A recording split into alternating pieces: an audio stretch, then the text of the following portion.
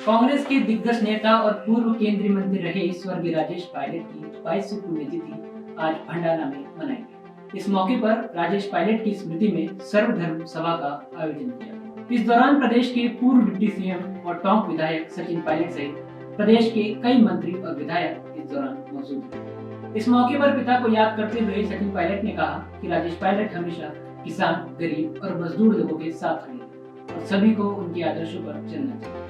आइए सुनते हैं सचिन ने इस मौके पर क्या। मैं समझता हूँ 22 सालों में जनता का आशीर्वाद और प्यार लगातार बढ़ा है। मैं इस क्षेत्र की जनता, प्रदेश की जनता और देश के आम नागरिकों का बहुत आभारी हूँ कि मुझको, मेरे परिवार को लगातार उनके गुजर जाने के बाद 22 सालों में असीम स्नेह, प्यार और आशीर्वाद मिला है।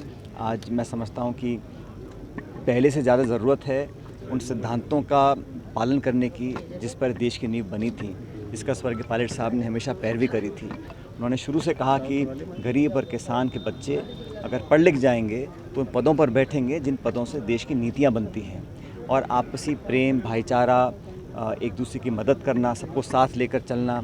और इस देश में जब तक हम गांव में रहने वाले जो किसान वर्ग के लोग हैं, पिछड़े वर्ग के लोग हैं, मेहनतकश लोग हैं, उन लोगों के जीवन को बेहतर नहीं बनाते हैं, मैं समझता हूँ देश वास्तविक तौर पर एक विकसित देश नहीं बन सकता।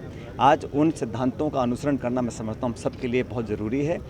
हम सब साथी आज प्रण लेते हैं कि पायलट साहब ने जो कहा और किया अपने जीवन में, एक स्वच्छ छवि, एक जनता के बीच जुड़ाव रखना। राजेश पायलट को याद करते हुए महिला एवं बाल विकास मंत्री महेश गुप्ता ने भी भावुक होते हुए कहा कि पायलट हमेशा से कमजोर तबके के लोगों के लिए खड़े रहे और साथ ही कहा कि दौसा जिले की पहचान राजेश पायलट की ही वजह से। राजेश पायलट जी अपने आप में एक मिशन थे, किसानों के लिए, गरीबों के लिए, ज़रूरतमंदों के लिए, और आज उनकी पुण्यतिथि है। हम सब लोगों के लिए अनफॉर्चुनेट पार्ट है कि एक हमारे बहुत बड़े नेता आज हमारे बीच में नहीं है जिन्होंने इस देश को दिशा दी। और ख़ास तौर से अगर दौसा जिले की बात करूं तो पहचान हमारी राजेश पायलट जी के नाम से हुई, जिला बना। और राजेश पायलट जी के नाम से न सिर्फ देश में, पूरी दुनिया में दौसा अपनी एक अलग पहचान कायम कर पाया। उन्होंने हमेशा गरीबों की, किसानों की आवाज़ बनने का प्रयास किया, और आज भी इस देश का हर किसान राजेश पायलट जी को अपनी भावभीनी श्रद्धांजलि देता है। मैं भी अपनी श्रद्धांजलि देना चाहूँगी। और मुझे याद है कि जब हम एक यूथ कांग्रेस के छोटे से कार्यकर्ता के रूप में उनके साथ में अपनी राजनीतिक शुरुआत मैंने की, उनके साथ मुझे कार्य करने का मौका मिला। हमारे ज़िले के लिए ख़ास तौर से बहुत बड़ी क्षति रही है राजेश पायलट जी का देहांत होना। उनकी आत्मा, उनके विचार हमारे साथ जुड़े हुए थे। प्रदेश के चिकित्सा मंत्री प्रसादी लाल मीणा ने इस दौरान कहा कि दुर्भाग्यवश राजेश पायलट ने एक बहुत ही छोटी सी उम्र में इस दुनिया से विदा ली।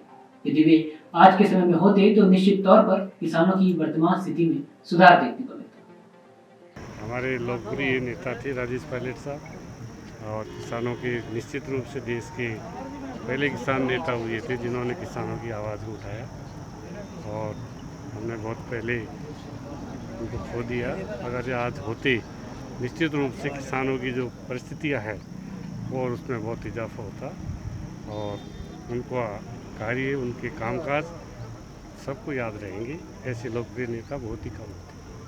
फिलहाल के लिए बस इतना ही। देश और दुनिया से जुड़ी तमाम खबरों के लिए देखते रहिए सिलसिले। धन्यवाद।